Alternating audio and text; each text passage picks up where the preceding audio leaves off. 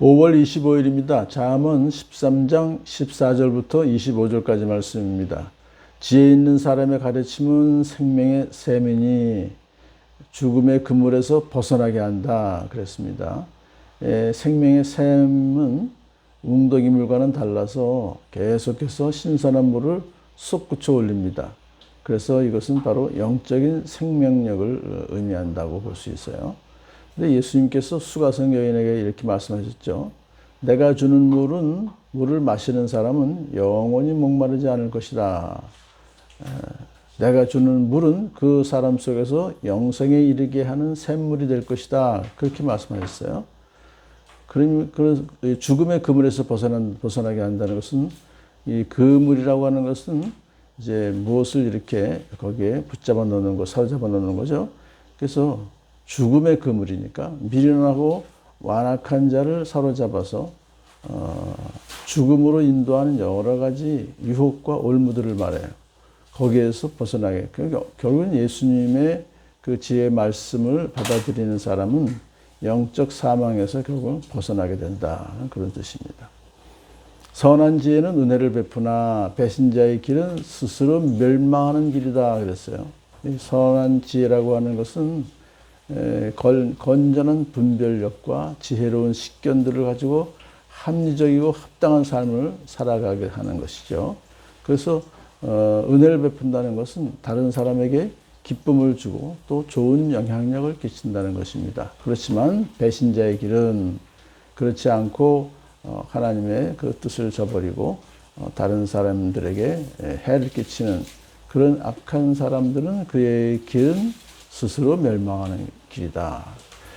영리한 사람은 잘 알고 행동하지만 어리석은 사람은 어리석음만을 드러낸다. 그랬어요.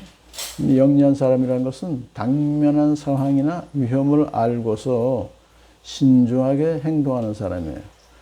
그런 사람은 사탄의 그 관계를 알기 때문에 그 꾀임에 넘어가지 않고 잘 신중하게 지혜롭게 행동할 수 있습니다. 하지만 어리석은 사람은 그렇지 못하다는 것이죠. 못된 전령은 사람을 재앙에 빠지게 하지만, 그래서 이 전령이라는 것은 그 일을 맡긴 자의 뜻을 그대로 전해야 되는데, 충직하고 성실하게 맡은 임무를 감당해야 되는데 그렇지 못하게 되면 많은 사람을 낭패를 당하게 되는 것이죠. 그렇지만 충직한 사신은 재앙을 물리치는 일을 한다. 충직한 사신은 자신의 사명을 성실하게 잘 수행하기 때문에 전달받는 자들 모두에게 큰 힘과 위로를 주어서 재앙을 물리치는 일을 한다는 것입니다. 훈계를 저버리면 가난과 수치가 닥치지만 이 훈계를 저버리는 사람은 교만한 사람입니다. 그래서 다른 사람의 선한 질책마저도 역겹게 여길 뿐만 아니라 자신의 잘못을 인정하려고 하지 않아요. 그래서 그런 사람은 결국 삶의 기본, 하나님 주신 그 기본적인 삶의 규칙을 무시하며 살기 때문에 결국은 점점 더 파국으로 치닫는 것이죠. 자, 그래서 그 반대로 꾸지람을 받아들이면 존경을 받는다 그랬어요. 겸손하게 그 선한 질책을 또 받아들이는 그런 사람은 하나님과 사람들 앞에서 존경과 영광을 받게 되는, 사람 앞에서 존경을 받게 되고 하나님께 영광을 돌리게 된다는 뜻을 말해요. 소원이 이루어지면 마음이 즐겁지만 미련한 사람은 악에서 떠나기를 싫어한다.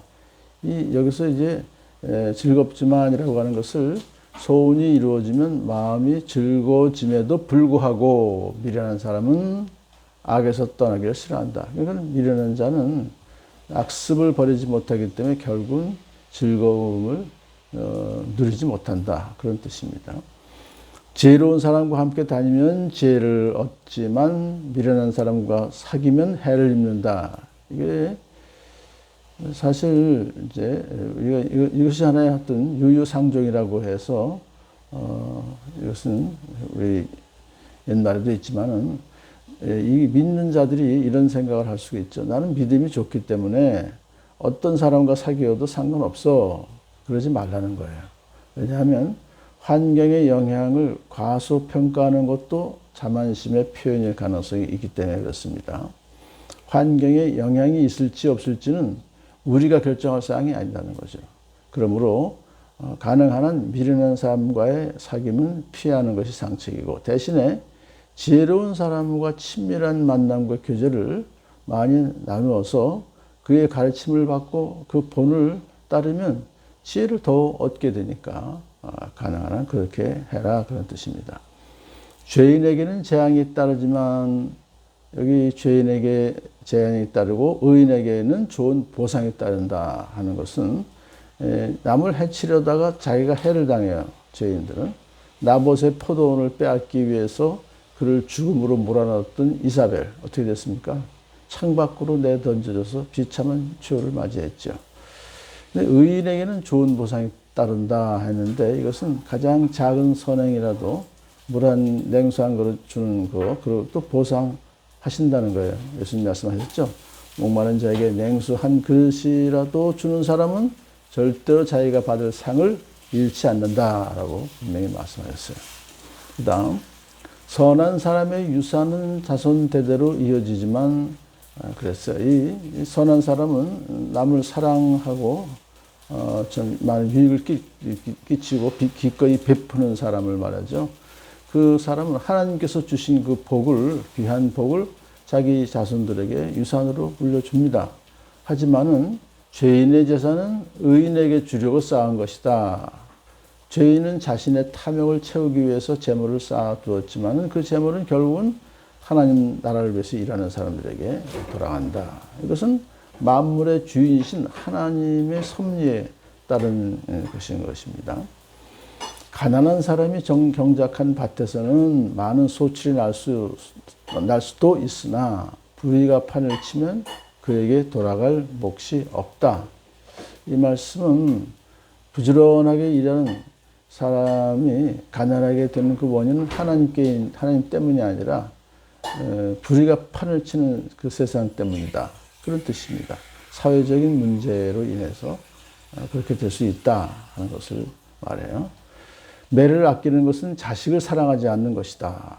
그래서 진정으로 자식을 사랑하는 부모는 자녀의 죄악을 수수방관하지 않고 자녀의 허물을 이제 단호하게 징계를 통해서 일찌감치 바로잡는 것입니다. 자녀의 허물을 방치하면 결국 그들을 재앙과 궁핍과 수치, 그리고 결국에는 사망으로 넘겨주게 되기 때문에 단호하게 일찌감치 바로잡는, 그것이 바로 부모가 할 사랑의 내용이죠. 그래서 히브리서 12장 6절에도 주님께서는 사랑하시는 사람을 징계하시고 라고 했는데, 그 다음에 12장 8절에는 모든 자녀가 받는 징계를 여러분이 받지 않는다고 하면 여러분은 사생아이지 참 자녀가 아닙니다. 자녀로서는 부모님의 그 징계를 잘 받아야 된다, 그 말씀이죠. 의인은 배불리 먹지만 악인은 배를 줄인다.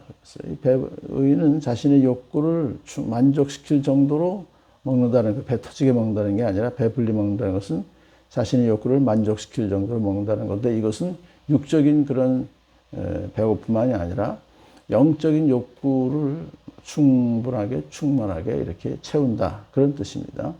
근데 악인은 배를 줄인다는 것은 생존의 위기에 직면하게 된다. 그래서 배를 줄인다고 하는 것은 그가 하나님과의 관계에서 실패했기 때문에 거기에 그 결과로 받게 되는 저주를 여기서 말하게 됩니다.